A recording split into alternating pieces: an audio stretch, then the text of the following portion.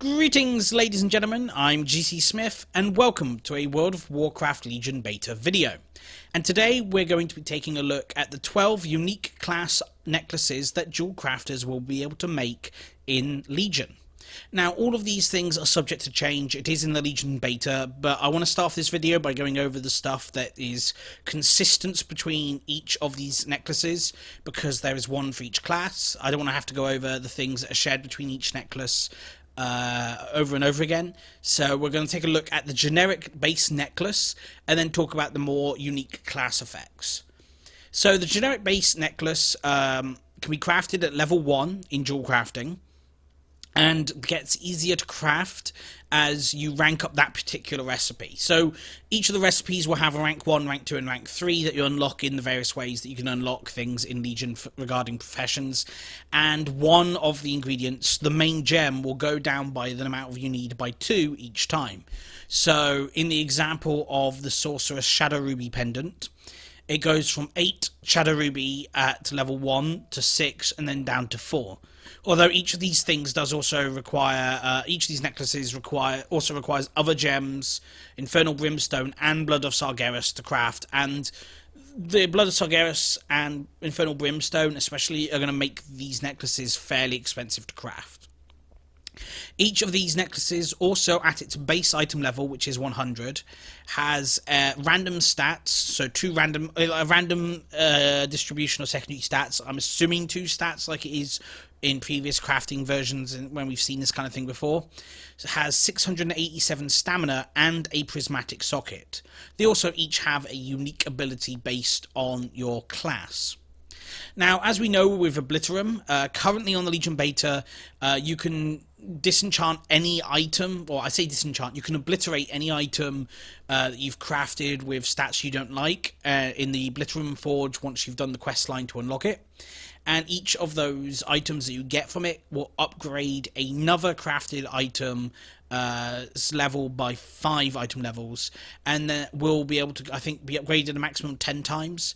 So each of these pendants can be crafted up to item level 850 or upgraded to that, although that is an incredibly expensive way to get to that level.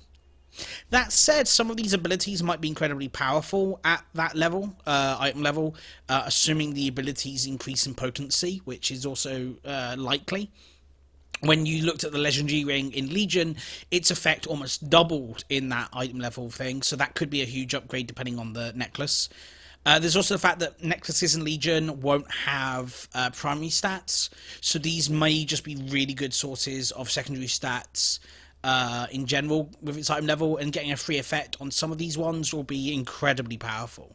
Some aren't that good in raid environments, but some of them are absolutely amazing in just general.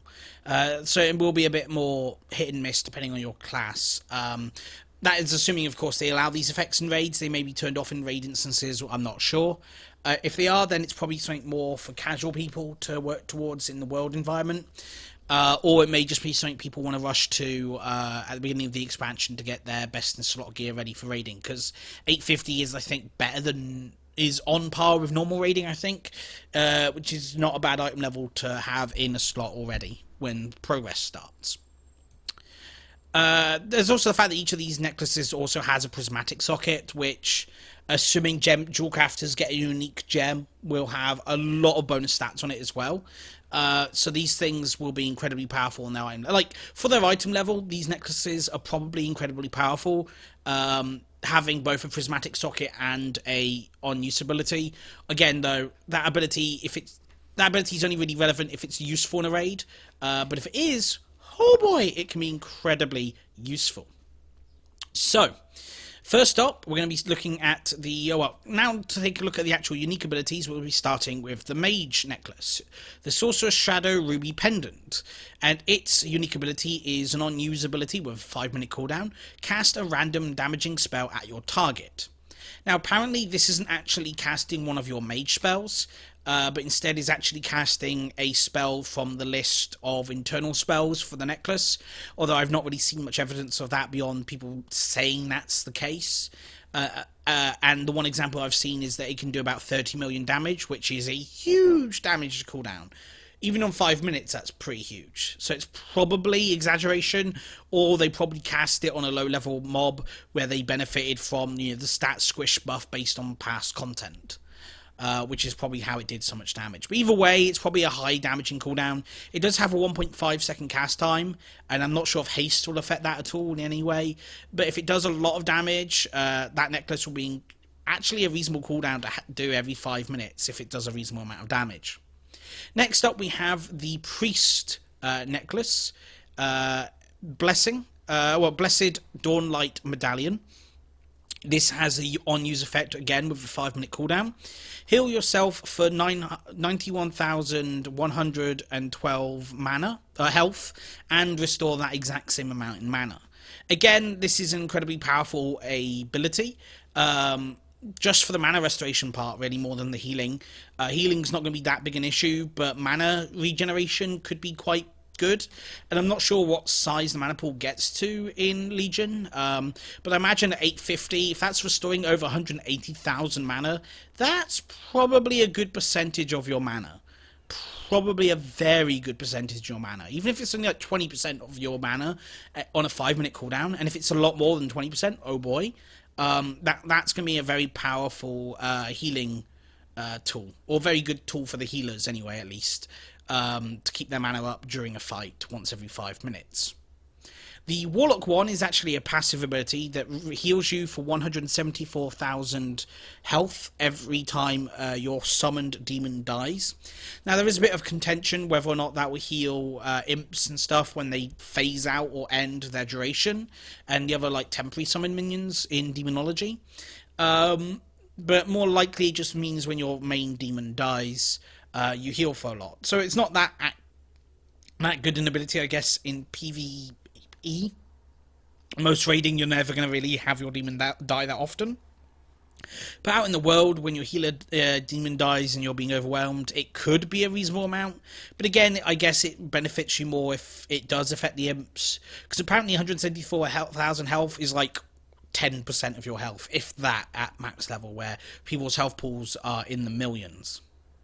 Next up, we have the subtle Shadowruby gem, or Shadowruby pendant, sorry.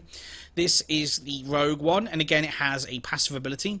When you land a killing blow on an enemy that yields experience or honor, the cooldown or sprint is reduced by 30 seconds. Now, this is an absolutely amazing ability for out in the world grinding or leveling or whatever you want to use it for. I mean, I doubt it's going to be leveling because these have a requirement for 110, but for world questing, that's pretty powerful an ability. Being able to sprint around everywhere fairly regularly probably means that this ability is something that you'd want, especially if the burst of speed is no longer a talent for your particular tree, or I guess if you wanted to go to, say, something like Shadow Step instead, or I don't really know what the rogue tier is looking like at the moment. But I do, or rogue talent tiers are. But I can imagine this ability will be very good for world questing, and it might be something you pick up the necklace for world questing. And again, if the amount of cooldown it reduces by increases with item level, that is an incredibly powerful ability. Like getting to like 45 second or even like 50 second reductions, if you could get it that high, basically means you're always sprinting, which is very, very good. Next up, we have the monk one, Tranquil Necklace of Prophecy. Equip, so it's a passive, roll, chi, torpedo, or jumping heals you for 58,000 health, but can only occur once every 20 seconds. This is actually a fairly reasonable ability. Again, I'm not certain how much it heals for based on percentage of your health, but the fact that it just literally is an instant passive when you jump, it makes it pretty good. And again, if you get up to item level 850 and it increases the heal to ridiculous, like over, I mean, if it heals you to like 100k, so 10% of your health, that's not bad just for jumping. In fact, I imagine there are tanks who'd want this, simply to go, hey, I jumped and regained 10% health. Very good. Very, very good. Next up, we have the Demon Hunter one, sorry. It's a use effect, reflects 616 chaos damage back to attackers, and it lasts 60 seconds with a 5-minute cooldown. So basically, every 5 minutes, there's a minute you'll have this effect up for. I'm not actually certain how powerful this ability is.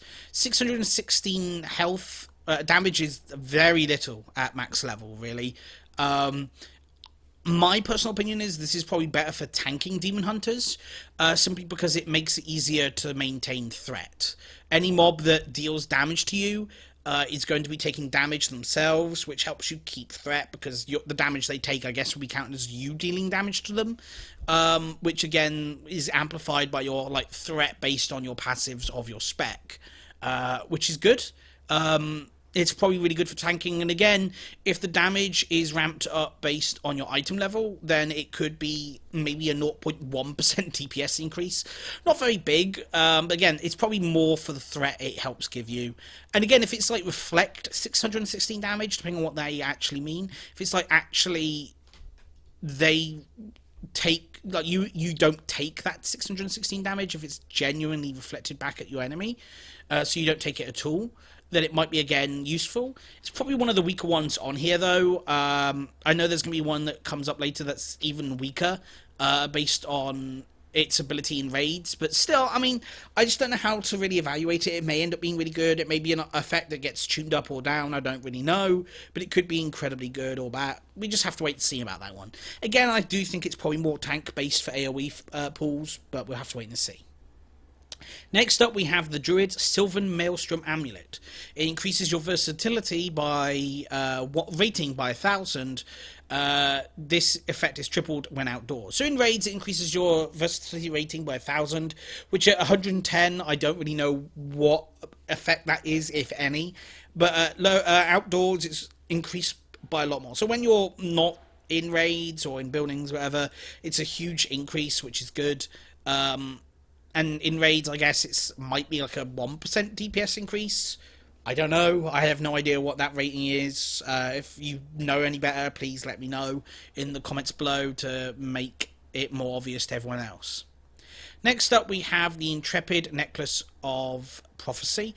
This one is the Hunter neck, and this one has a passive. It is your pet enrages when fighting creatures of the same family, increasing its damage by 50% for 15 seconds. So we're not sure how often this procs when fighting creatures of the same family, but this probably is a huge DPS buff if it applies in raids. If you get a Scorpion pet and you're fighting Scorpion or whatever, and you're a Beastmaster Hunter, oh boy, you're going to be dealing a lot more damage. Obviously, if you're not a Beastmaster Hunter and you're basically taking your pet deals a less percentage of your damage, it may not be as big an increase, but it's still probably not worthless. Again, this might just be a free thing on a neck that's already, best in slot or very good slot for you at the time you go into raiding. Getting a prismatic slot also helps, a guaranteed gem slot. So going in with something that also just has a passive 2% DPS increase for you is never a bad idea. It's something worth having, I think, in that way, and it's a lot better effect than the next one, which is the Shaman. Yeah, the Shaman Ancient Maelstrom Amulet. You regenerate health while swimming or standing in water. Yeah, there may be raid bosses where this is relevant. There is dungeon bosses where this is relevant. I know that much. In the Eye of Ajara, one of the fight towards the end of the instance, there's a lot of water and stuff that you'll be standing in, so that will help. But I don't know. It's probably really good when you're out in the world and you just find a patch of water to stand in. Again, I don't know. It really depends on what raid designs ends up being like in the future, or if, I guess, the Emerald Nightmare raid has some water in some of its boss fight rooms, maybe. That might be relevant. We'll have to wait and see. Again, I'm not sure this is one that really applies in raiding, but it may not be that bad out in the world. And that could actually be incredibly powerful. It depends how much it heals, right? If it heals for incredible amounts out in the world, it might dictate on what kind of world quest you want to go and do, because you just basically never die doing any near water. Next up, we have the Righteous Dawnlight Medallion, which is the Paladin one, obviously, with such a name. Chance of being hit to blind your enemy for 5 seconds. This one, again, I think is really good for AoE tanking. Again, really good out in the world, and if it can hit regular mobs, again, it's really good for AoE tanking. Actually, it depends, actually, because they're probably going to take damage and end the effect. I don't know. But again, this is something that could help you when you're out in the world, killing things, preventing damage that you take for short periods of time. The next one is Raging Furystone Gorget. This one is obviously the warrior one. And this one is actually fairly powerful. Charge and intercept generate 100% more rage. Now, as warriors are a rage-capped class in some ways, this ability is incredibly powerful, especially really early in the expansion, where I guess rage is somehow like limited, or you're always going to be wanting to generate more rage, I guess, early in the expansion when you've got low levels of haste and you're not generating as much from auto attacks. So this one's going to be really good. Well, either really good for warriors, DPS warriors for opening, or tanking for getting an early being able to put up your defences earlier, which again is really good for tanking. So I think this is a really good overall one for warriors. It's definitely one of the more powerful ones. And next up we have the Grim Furystone Gorget. Increases run speed by 20% when below 35% health. Not necessarily sure how big an effect this will have in raiding. Or even out in the world, it allows you to escape combat a bit easier, which is good. Although Death Knights should be able to keep their health up fairly easily with their self-healing. But in raid environments, I'm almost certain this will be better than people think. There are a lot of raid fights where you take AoE damage and have to run away, and you might drop below 35% health. This helps you get back into combat quicker when in those circumstances. So it could be passively, you may not see it help that often, but it's definitely not the worst ability on the list. It's a lower tier one, but it's definitely got its functionality, and it'll be more functional often than people expect it to be.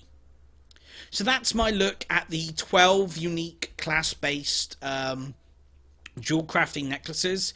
Each of these is pretty sweet. I actually really like the flavour they're doing with these. I just like the fact that Legion on the whole is trying to focus more on class identity, and this definitely helps towards that. So I look forward to actually crafting one on my Demon Hunter and maybe having it help me tank. Don't know. But thank you very much for watching, guys. Hopefully you enjoyed this video. If you want to see more of this kind of stuff, please don't forget to subscribe and like and comment. Those kind of things help motivate me to put out the videos more often, and obviously just help the channel in general. So thank you very much for watching, guys, and I'll see you next time.